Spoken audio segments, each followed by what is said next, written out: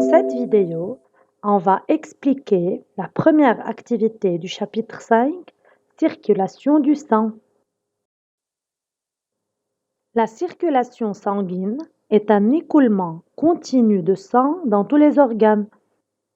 Cet écoulement a lieu dans un circuit fermé comprenant les vaisseaux sanguins. Le cœur recueille sans cesse le sang et le propulse dans les vaisseaux vers tout le corps. Dans cette activité, on verra 1. Les différents types de vaisseaux sanguins, leur constitution, leur localisation et leur rôle. 2. Le sens de circulation du sang dans les veines et dans les artères. 3. Les deux types de circulation sanguine, pulmonaire et générale. Quels sont les différents types de vaisseaux sanguins dans lesquels le sang circule? Le sang circule dans 3 types de vaisseaux sanguins: les artères, les veines et les capillaires. On verra d'une façon plus détaillée les caractéristiques de ces vaisseaux.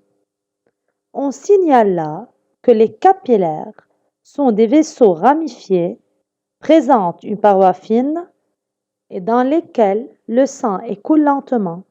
Ces caractéristiques nous rappellent des caractéristiques qui facilitent les échanges des gaz respiratoires et l'absorption des nutriments, ce qui nous permet de dire que c'est au niveau des capillaires que ces deux phénomènes s'effectuent. Comment distinguer les différents types de vaisseaux sanguins? Dans ce document, on peut voir clairement que la paroi des artères est une paroi épaisse.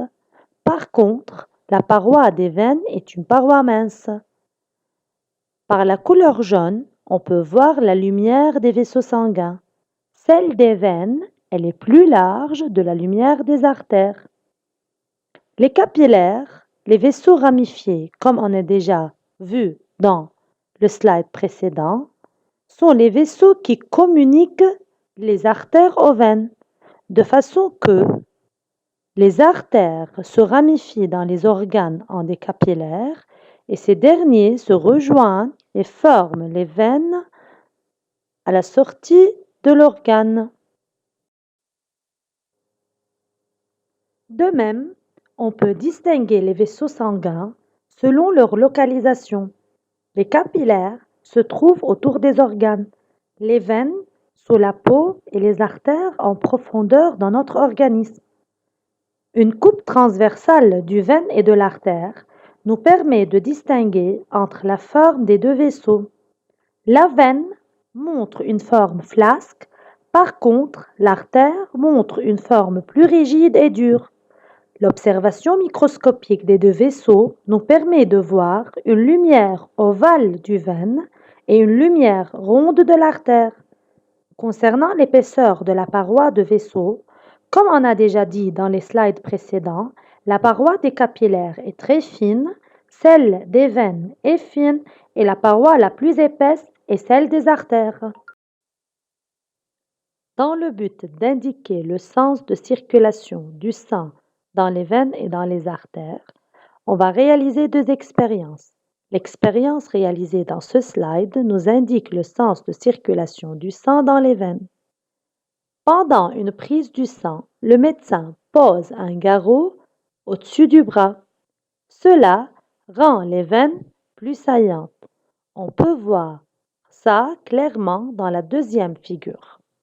On remarque de même que la peau de l'avant-bras sera rouge et gonflée, ce qui nous indique une accumulation du sang qui ne peut plus passer à cause du garrot. Alors, le sang circule dans les veines du poignet vers la coude. Donc, le sang circule dans les veines de l'organe vers le cœur. Quel est le sens de circulation du sang dans les artères? Pour répondre à cette question, on réalise l'expérience suivante. En plaçant une balle à l'aisselle, c'est-à-dire sous le bras, et en appuyant fortement sur la balle avec le bras, on constate des fourmillements dans le bras, indiquant que le sang a du mal à descendre dans le bras. Ainsi, la circulation est momentanément arrêtée dans l'artère du bras. Alors, le sang circule dans l'artère du bras de l'aisselle vers la main. Donc, le sang circule dans les artères du cœur vers les organes. Dans les slides précédents, on a déjà parlé des différents types de vaisseaux sanguins dans lesquels le sang circule, leurs caractéristiques qui les distinguent l'un de l'autre et le sens de circulation du sang dans chacun des veines et des artères. Dans ce slide, on étudie la circulation du sang dans notre organisme. Avant d'entrer dans les détails de la circulation, à signaler que, par convention, on a choisi la couleur rouge du sang pour désigner le sang riche en O2 de couleur rouge-vermeil et la couleur bleue pour désigner le sang pauvre en O2 qui en réalité il est rouge sombre. À signaler encore, et suivant le sens de circulation du sang, que dans tous les artères où le sang circule du cœur vers les organes, le sang est rouge riche en O2, sauf dans l'artère pulmonaire, il est bleu pauvre en O2. De même, dans tous les veines, le sang circulant des organes vers le cœur, il est bleu pauvre en O2, sauf dans la veine pulmonaire, il est rouge riche en O2. Revenant à notre sujet, notre sang circule dans deux circulations, une circulation pulmonaire ou petite circulation et une circulation générale ou grande circulation. Dans la grande circulation, le sang rouge sort du cœur riche en O2 et circule dans l'aorte qui se divise en des artérioles qui amènent le sang rouge à chacun des organes suivants, intestins, muscles et reins, au niveau desquels il se ramifie en des capillaires qui facilitent l'échange gazeux entre le sang et les cellules de ces organes. L'O2 passe du sang aux organes et le CO2 des organes au sang.